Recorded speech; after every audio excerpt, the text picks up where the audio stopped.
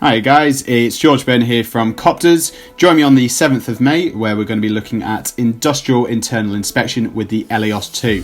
I will be joined by Anna Gamara of RaptorUAS and Junio from Flyability.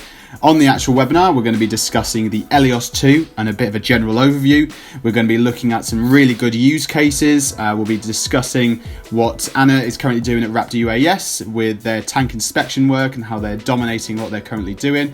We're going to look at some really good footage, some good use cases, and hopefully give you a bit more insight into how and what is the best use case for the Elios 2.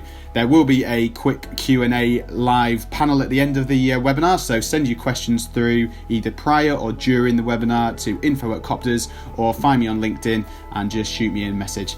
Look forward to seeing you on the webinar, and stay safe. Thanks guys, bye bye.